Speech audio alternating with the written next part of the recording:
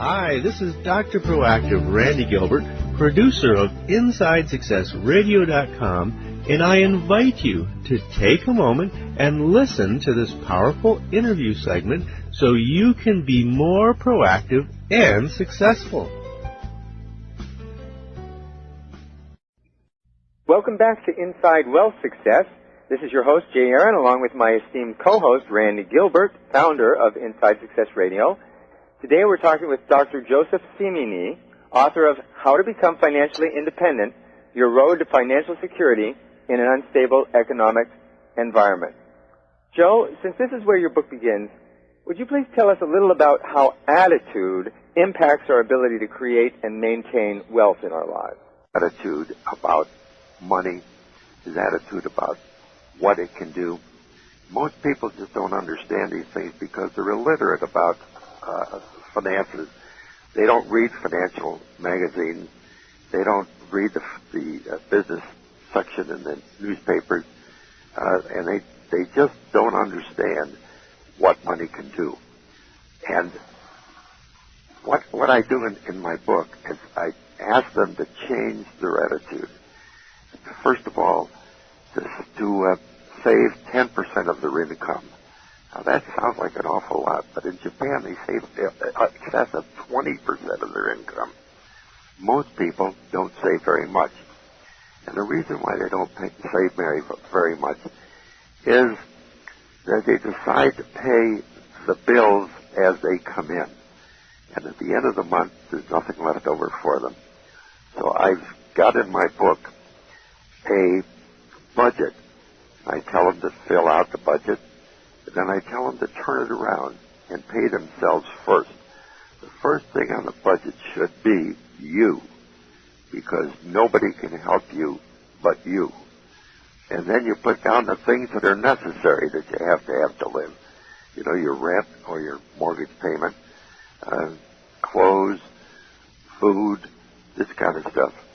And, you know, then after that, the discretionary things. And we tell them, look at the discretionary things. Do you really need all the stuff that you're doing? Do you have to go out 5 days a week to dinner? Is it necessary? Can you cut back to 4 or 3? Do you need a new car every year? You know, these are the questions that you have to ask that are financial questions, as well as other kind of questions. And are you living to have other people think you're a great guy? Or are you living to know that you're a great guy, that you know that you are a great guy, that your banker knows that you are a great guy? These are the people you have to satisfy, not your neighbor. What do you mean by specifically put yourself first? And here's the kicker for our listeners. How does that look when it comes to money and income? Well, putting yourself first makes sense, and it's not selfish. It makes sense to you. You spend, let's say you earn $2,000 a month after taxes. Let's just say, use a number. When you get through at the end of the month and you have nothing left, you haven't helped yourself. So what I say is, put aside a certain amount of money for you that you can use to invest. And it does something else. If you go to the bank and you put the $2,000 in the bank and you only spend $1,800 of it, the banker says, hey, this guy is trying to do something. When you go to the bank, he says, you have saved over the space of a year, you've saved $200 a month. You've got $2,400 in the bank. You're trying to do something for yourself.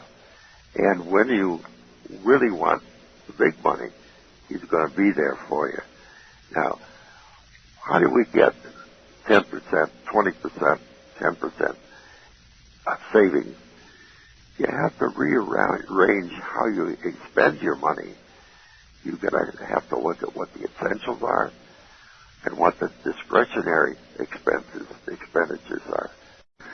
Yeah, there's another thing. People say to me, how can I save 10%? And I say, well, what are your skills? And they tell me I can crochet, or I can make little cards for kids or something. And I say, well, do you think you could do this kind of turn this hobby into some way of earning some money? And they say, well, gee, I never thought about that. And so I say, how about going to the junior college and saying to them, I would like to run a class in how to crochet.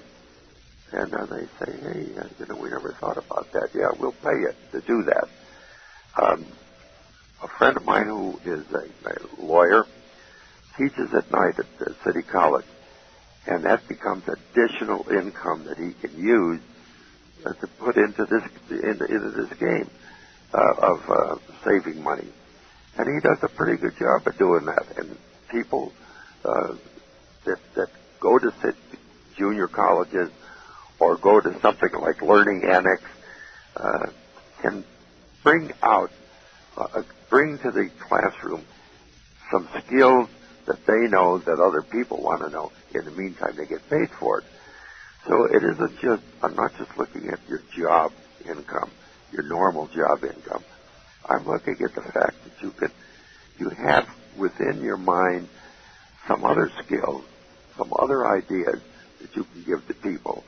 Just like I am giving you an idea and writing it down in a book, somebody can go in a classroom and teach something that somebody else wants. How to paint, how to draw pictures, how to do photography. There's a lot of ways to do it. Hi, this is Dr. Proactive, Randy Gilbert. Thank you for listening to InsideSuccessRadio.com. Now I want to invite you to listen to this entire interview for free. All you have to do to get VIP access is to type in the link as you see it below.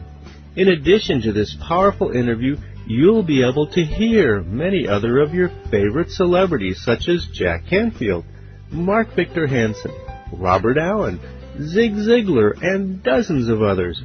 Plus, there are thousands of dollars in valuable bonus gifts just waiting for you to redeem them. Go ahead, type in the link that appears at the bottom and join me in my studio.